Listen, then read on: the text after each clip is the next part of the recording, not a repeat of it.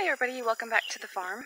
I thought today we'd chat about free-ranging poultry.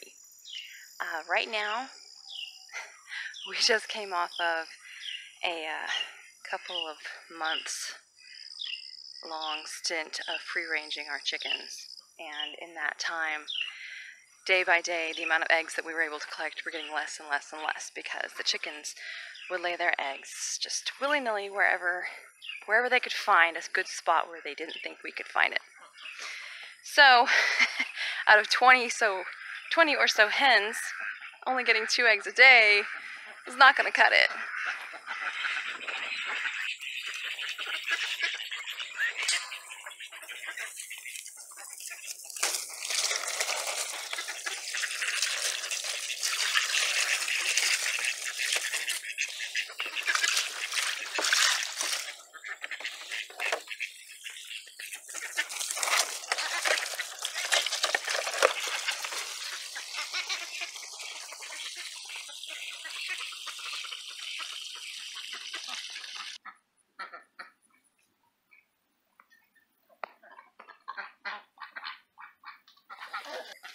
Now our ducks, we do let them free range pretty much all day.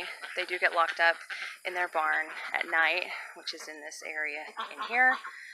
But during the day they have run of the whole property, and they generally stay in the barnyard area. And the ducks are great at actually kind of keeping this area back here sort of mowed. They do eat grass and they forage really well. I only feed them 1 coffee can full of layer pellets a day.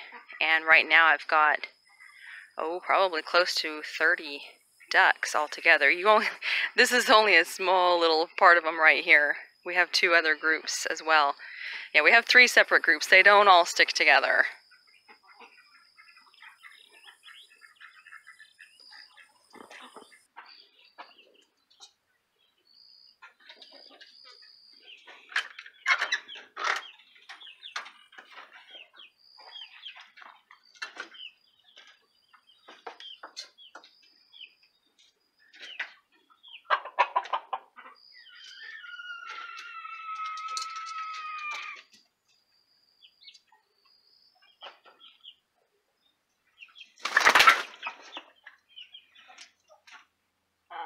Got one under there? No, not yet.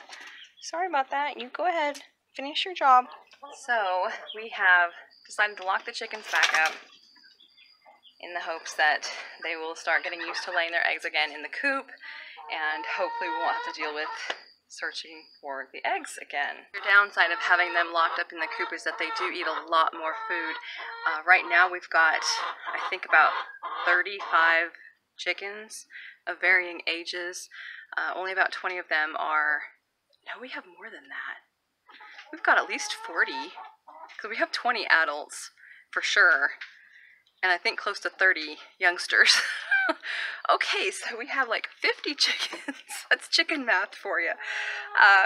Only 20 of them are of laying age, and by keeping them confined like this, though, they're eating about 3 large coffee cans full of layer pellets a day for all 50 chickens.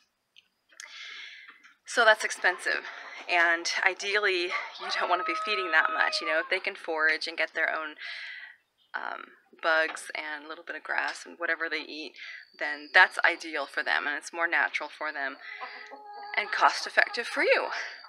But if you're not getting any eggs, it doesn't do you any good. So my plan, we'll see if this works. My plan is to keep them locked up until about noon, because generally chickens will lay their eggs in the morning hours. At least that's what mine do, and I don't know if that's standard or not, but so about till noon I'll leave them confined, and then I'll let them out so that at least they get to eat and free range the rest of the day, which will cut down on my costs.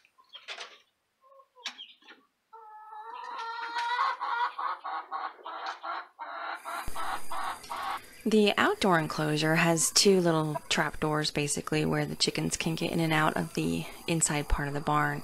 And the outdoor enclosure is a space about, I think, 20 by 20, so about 400 square feet.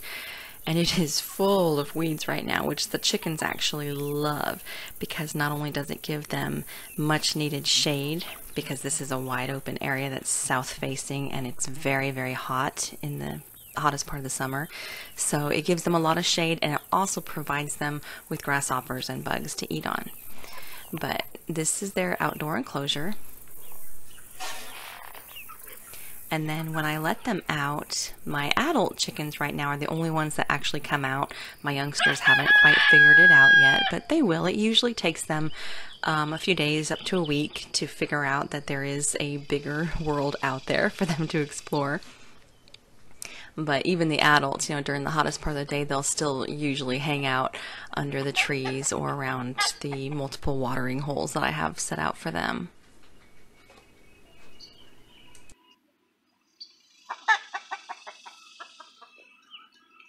Hi, little one.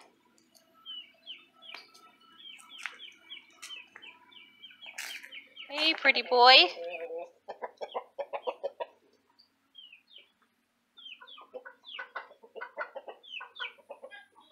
Well, as I suspected, none of the youngsters have gone outside yet.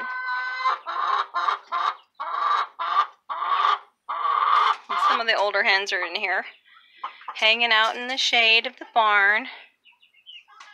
You guys hot? One of the challenges of letting your chickens free range during the day is then locking them up at night. If they've been trained or are accustomed to sleeping in their coop, then generally they will come back to the coop at night. However, occasionally you'll find some that think that they know better than you. And they will try to roost up in a tree or in the rafters of the barn or wherever. And that is dangerous. You know, we have a lot of raccoons out here, and anytime I've had hens or roosters try to roost up in, you know, tree branches or in the barn or on a, you know, the top of the gate or whatever, they've died or they've disappeared. So it's never a good idea to leave them outside no matter where they think it's safe. It's not safe. They need to be locked up where nothing can get them, because something will find them. So that is definitely the biggest challenge of letting your chickens free range, is making sure that they all go in the barn at night. And like I said, if you've accustomed them to being in their coop, then generally they will come back. But over time, it seems like some of them kind of get comfortable being outside, and they'd prefer to be outside, which you can't really blame them. It's probably cooler out there where there's breezes and things like that. One of the things that you can do to prevent them from flying up into trees or up in your barn rafters is to clip one of their wings. And the other ones. There you go. Straight across. Just like that. Because that actually has really been so helpful. They don't get out of their pen anymore, like their outdoor enclosure. They don't get out of that anymore. They don't roost in trees anymore. And it's just been wonderful, and it helps to ensure that they do come back to the coop at night. So that's been helpful for us. So this is our little scissor beak chick. When she was little, you know, she had a mild scissor beak, but it's gotten more and more extreme as she's gotten older. She's very tiny. It's like she's just been stunted. If you pick her up, she weighs nothing. She's just not getting enough to eat anymore. I think her beak has gotten so out of whack. If it would have stayed in the mild range, I think she would have been fine. But it's just gotten so sideways that I don't even think she can eat anymore. I make sure I always put crumbles in here for her, because I do know that they were easier for her to eat than the pellets. But even now, I think the crumbles are too difficult for her. So I don't think she's going to be with us a whole lot longer.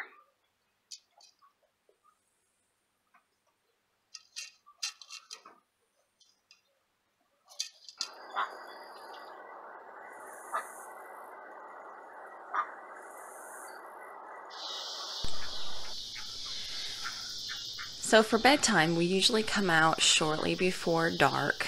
If we wait too long, I have found that the possums and raccoons do come out like right after it's dark. So we cannot wait too long to lock up the animals. And usually if we wait as long as possible, but not too long, Then there's less rounding up that we actually have to do because they do tend to go in on their own. If we go out there too early and they're not quite ready to be put up yet, then there's a lot of running around and chasing them to get them in, and that's no fun. Nobody wants to do that. So you have to time it just right, because there is a time, a little window where they usually will go in on their own, and then we just shut the doors and lock them in. And that's what my older boys do. It's an excellent job for them, and they do it very well. And here's the younger chicks. I guess, well, they're not really chicks anymore. They're teenagers. They have learned to go into the coop on their own, and so they go in really well. You know, sometimes they're slow about it, and you want to rush them. But if you just give them their own time to make it into the barn, then they do. And then we just close up their little doors and tuck them in for the night.